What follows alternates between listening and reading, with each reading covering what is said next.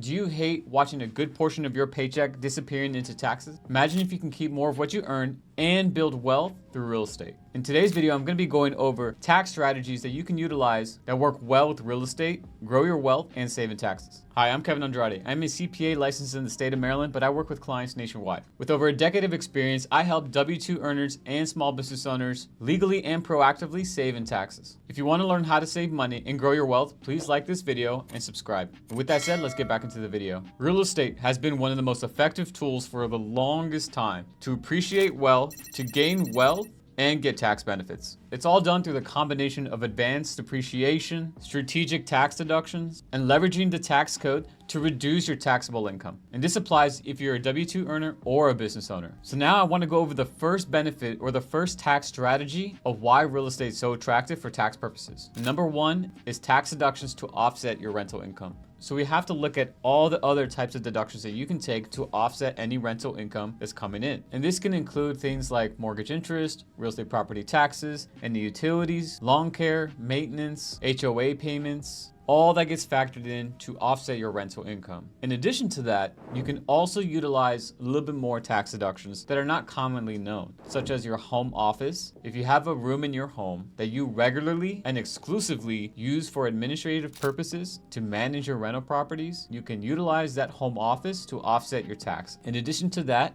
any traveling that's required, whether that be airfare, hotels, lodging, rental cars, if it's out of state, or if it's a rental property that's local, any miles that you drive to the property and back are all tax deductible. And I see this mistake happen over and over again. They think, oh, I only drove 200 miles. My home office deduction was only 1,500. Oh my, this, that, and the other. The thing is, all these deductions pile on top of each other. When you combine all these together, you could have saved $10,000 in taxes and not even have known it. So make sure you have proper bookkeeping and are tracking everything per records for your tax deductions to offset your rental income. Tax strategy number two, which is the whole purpose of why people get into real estate, is called depreciation. You see, the IRS allows you to depreciate the building value of your real estate property investment over 27.5 years if it's residential or 39 years if it's commercial. So let's say you purchase $1 million rental property and land is approximately 20%. So we take out $200K because land cannot be depreciated. We are left over with $800,000. And this home is a residential long-term rental property. You can depreciate $800,000 over 27.5 years, and you are taking that paper loss to offset your rental income. So on top of all those tax deductions we discussed in strategy one, then you get a $29,000 yearly depreciation expense that is also offsetting all that rental income. And that's why the wealthy love real estate so much, because they can leverage debt, purchase a real estate investment home, leverage the tax code, which is all the tax deductions plus depreciation, offset any rental income. So you're showing a paper loss on your return, and you're still profiting every month from the rental income.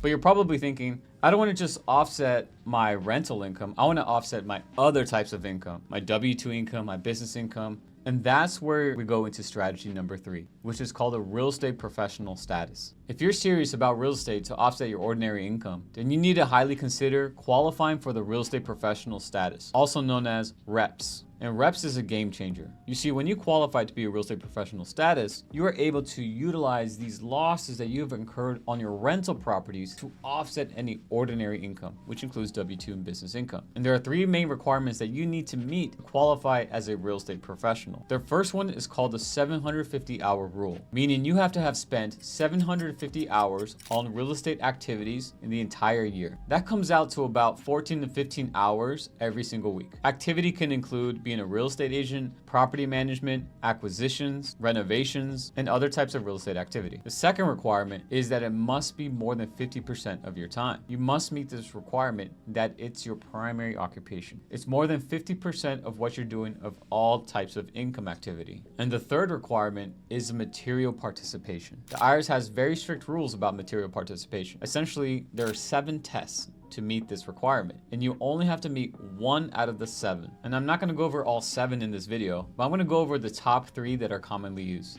Number 1 is the 500-hour rule, which means that you have spent more than 500 hours on the rental property in 1 year. The second one is called substantially all, which means you are the individual who substantially participates in all the activity, the cleaning, the maintenance, the routine, the management, of the rental property. And number 3 is a 100-hour rule, meaning you have to have spent 100 hours in the property and more than anyone else, which means the cleaners can't have worked more than you on the rental property. The property management company couldn't have worked more than you on the property. And the way you prove this to the IRS if you're flagged for an audit or a review is a log. They want to see records of all the log and activity, the time spent into the rental property. Now, at this point in the video, you can be saying, well, I can't meet the real estate professional status. Neither myself nor my spouse can meet the real estate professional status. So what are my other options? How can I still offset the losses from my rental properties against my active income? And this is where we come into strategy number 4, which is called the short-term rental loophole. The short-term rental loophole is one of the most attractive ways that people have been utilizing rental losses to offset their active income.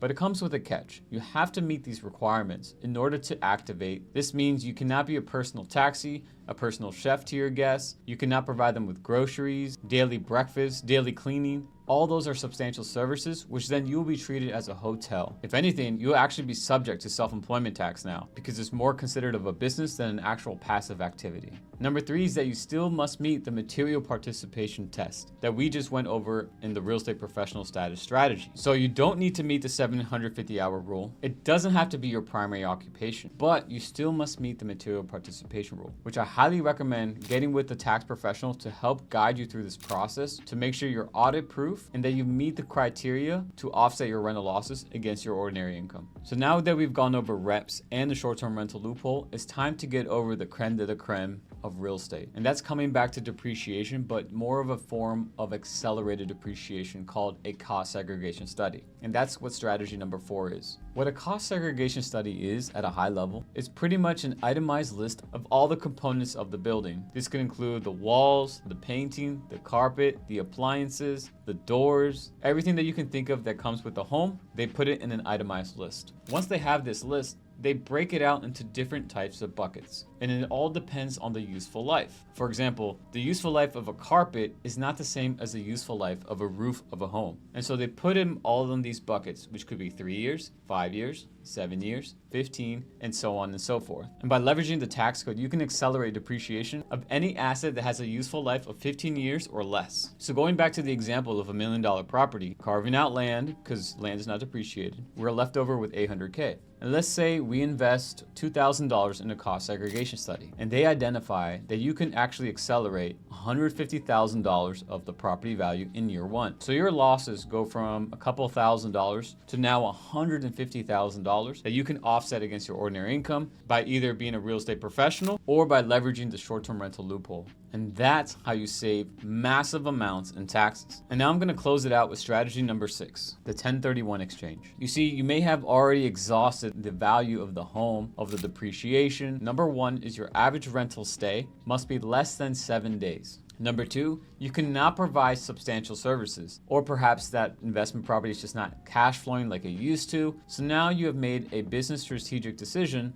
to sell the property. Well, when you sell the property, you're gonna have to pay taxes on what's left over. And it's usually whatever the sales price is, minus what you paid for it, and minus any depreciation that you may have taken over the years. And to avoid paying taxes in this scenario, this is where the 1031 exchange strategy may come into play. Now, there's a lot of compliance rules that come into the 1031, so I highly recommend working with a professional. Essentially, at a high level, you take the profits from the sale of your real estate investment property and you're going to put it into another property, essentially deferring the taxes and continuously investing into real estate. The one caveat is you must meet with the professional before the sale. The 1031 will not work if cash is already sitting in your bank account. Again, a lot of compliance rules go into this, so make sure you contact a professional if you're interested in the 1031 exchange. You see, real estate isn't just about building wealth. It's about building tax-efficient wealth. Whether you're leveraging depreciation, becoming a real estate professional, using the short-term rental loophole, or deferring taxes through a 1031 exchange, these real estate strategies can help you avoid W-2 and business income taxes, allowing you to keep more of your hard-earned money. Are you a W-2 earner or business owner making more than $250,000 a year and are tired of overpaying in taxes? Use the link in the description below to apply to be a client today. Until the next video, take care.